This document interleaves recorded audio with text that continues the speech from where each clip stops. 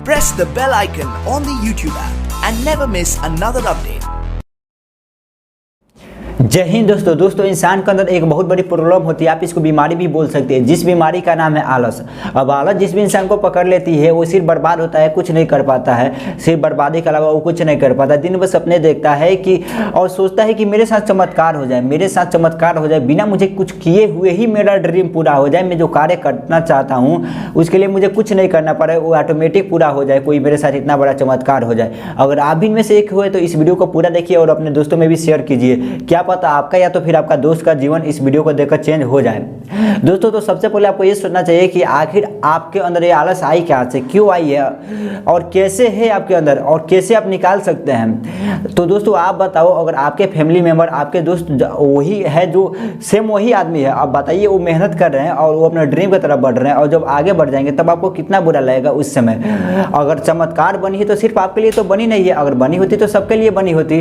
तो आप ये सोचो कि उनके लिए चमत्कार क्यों नहीं बनी। वो मेहनत नहीं करते और सोचते कि चलो मेरा भी ऐसे ही हो जाए, तो ऐसा तो होने वाला नहीं है। अगर वो मेहनत करें तो वही तो आगे बढ़ेंगे और आप चुपचाप बैठे हो चमत्कार के बारे में सोच रहे हो कि मेरे साथ कुछ चमत्कार हो जाए, तो ऐसा तो आपके साथ नहीं होगा। वही सक्सेसफुल होंगे और आप देखोगे तो आपको उसमें बहुत बुरी फील होगी। तो दोस्तों चमत्कार हर एक इंसान के लिए अगर बनी होती तो होती, लेकिन सिर्फ आपके लिए स्पेशल तो वो नहीं बनी है। तो आपको ऐसा बिल्कुल नहीं सोचना चाहिए। और दोस्तों हम बचपन से ये कहानी को सुनते हैं कछुए और खरगोश की। अब कछुआ जो था वो बहुत ही स्लो चलता था, लेकिन वहीं पे खरगोश को देखे तो वो बहुत ज़्यादा फास्ट चलता था, लेकिन उसके अंदर एक आलस थी और साथ में घमंड भी थी।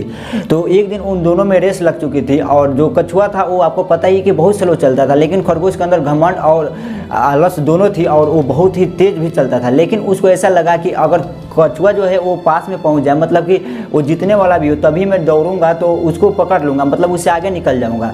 तो ये वहीं पे सो गया। थोड़ी देर के लिए सोचा मैं सो जाता हूँ और तब तक कछुआ को जाने देता हूँ, कछुआ तो बहुत ही स्लो जाएगा। अब ऐसा हुआ कि वहीं पे सो गया। सोने के बाद से वो सोचने में लग गया, जाने तो थोड़ा दूर और जाता है कछुआ, फिर मैं दौड़ूंगा, थोड़ा दूर और जाता है, फिर मैं दौड़ूंगा। और ऐसा वो सोचने लगा। सोचते सोचते उसको नींद आ चुकी थी, लेकिन जो कछुआ था वो अपने मंजिल की तरफ बढ़ता गया और वो जीत गया। और तब जब खरगोश की नींद टूटी तो उसने सोचा यार मैंने ये क्या कर दिया, कितनी बड़ी गलती कर दिया अपने जीवन का। तो दोस्तों आपको भी ऐसा ही, अगर आपकी स्पीड स्लो है तो आप स्लो ही स्पीड से कीजिए, मतलब कि बराबर काम कीजिए। आप अपने अंदर आलस मत बैठाइए। चाहे आपका स्पीड कितना भी, स्पीड मायने नहीं रखती है, लेकिन आप अपना कार्य को कैसे करते हैं सबसे बड़ी मायने ये रखती है। तो आपको सबसे बड़ा यही देखना है कि मेरा स्पीड कितना है, इसको मैं अलग करता हूँ, लेकिन जो मुझे करना है कार्य उसके लिए मुझे उसी स्पीड से बढ़ाते जाना है, मतलब कि रुकना नहीं है। अब अगर आप फास्ट चलते हो, लेकिन ऐसा होता है कि आपके अंदर आलस है और घमंड है, इन दोनों चीज़ अगर आपके अंदर है तो आप सोचोगे यार चलो मैं तो कभी भी कर लूँगा, इस कार्य को कभी कर लूँगा, मैं इतना फास्ट कर लेता हूँ, 5 मिनट में इस कार्य को कर लेता हूँ। और आप यही सोचते सोचते अपना समय व्यतीत कर दोगे।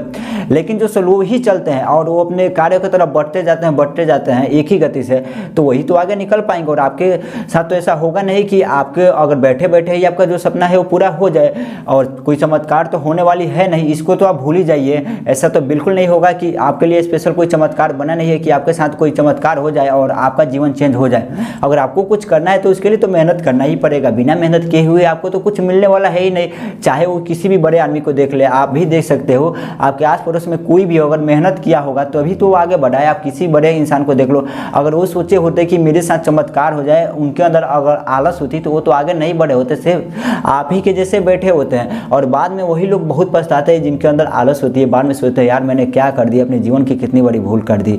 तो आपको सबसे पहले इन्हीं सब बातों को ध्यान देना है कि आपकी स्पीड क्या है। आपकी जो स्पीड है उसी स्पीड से अपने कार्य की तरफ बढ़ते रहिए, रुकने की बिल्कुल भी कोशिश मत कीजिए। और आलस तो अंदर लाइए ही मत, बिल्कुल ही आलस मत लाइए। और आलस लाने की जरूरत ही क्या है। अगर किसी बंदे को देखे तो अगर वही कार्य को करता है तो उसके अंदर भी तो वही अगर आलस होती तो वही से बैठा रहता। बाबा तो आपके लिए स्पेशल सा कोई दर्द थोड़े हो रहा, मतलब कि कोई कार्य उसके लिए आपके अंदर स्पेशल दर्द तो थोड़ा हो रहा है। अब उसी कार्य को कोई और कर रहा है तो उसके अंदर भी तो दर्द होना चाहिए, लेकिन वो सह रहा है तो आपको भी तो सहना चाहिए। अब आपके अंदर आलस कहाँ से आ जा रही है, ये तो सबसे पहले सोचना चाहिए। अब ऐसे लोग यही सोचते हैं कि मेरे पास टाइम नहीं है, टाइम कहाँ से निकालूँ। तो सबसे पहले आप ये बताओ यार टाइम क्यों नहीं है। हर एक इंसान के पास टाइम है। अगर आप टाइम निकालना चाहो तो, अगर आप अपने कार्य को करना चाहो तो टाइम ही टाइम है, बहुत ज़्यादा टाइम है अपने कार्य को करने के लिए। लेकिन अगर आप ऐसा सोचते हो कि मेरे पास टाइम नहीं हो तो आपकी सबसे बड़ी भूल हो और आप कुछ नहीं करना चाहते हो, सिर्फ बैठ कर और देखने चाहते हो, चमत्कार चाहते हो कि मेरे साथ चमत्कार हो जाए और मैं कुछ ना करूँ। टाइम निकालना पड़ेगा। अगर आपको किसी कार्य को करना है तो उसके लिए टाइम निकालना पड़ेगा। पहले आप जागो और बाद में आप इतनी चैन से सोओगे कि क्या ना कुछ करने की, मतलब कि पहले अपने आप को इतना ज़्यादा किसी कार्य में व्यस्त कर दो, उसके बाद से आपको जब सफलताएं मिल जाएगी तो फिर आप चैन के नहीं सोना ना यार। उस समय तो आपके पास टाइम ही टाइम है, फिर आपके पास क्या है, मतलब कि उस समय आपको जब सफलताएं के राह पर निकल जाओगे तो आपको ज़्यादा मेहनत करने की ज़रूरत ही नहीं पड़ेगी। अब आप अंदर अगर आलस भी उस समय आएगी तो कोई ज़रूरत नहीं है। आप कुछ दिन कार्य भी नहीं करोगे तो आपके पास इतना ज़्यादा पैसा हो जाएगा तो फिर आपकी सफलताएं मिल जाएगी, तो उस समय तो आपको दिक्कत नहीं होगी। लेकिन अगर अभी आप नहीं करते हो तो आपकी सबसे बड़ी भूल होगी। अभी अपने कार्य की तरफ बढ़ जाओ और आलस अपने शरीर से निकाल दो। आलस तो बिल्कुल भी नहीं करना चाहिए। और आलस किस पंक्ति का नाम है, इसको भूल ही जाओ अपने जीवन से। दोस्तों ये वीडियो बहुत ज़्यादा लंबी हो जाएगी, तो चलिए दोस्तों हम आपसे मिलते हैं इसके नेक्स्ट पार्ट में। तब तक के लिए बाय बाय।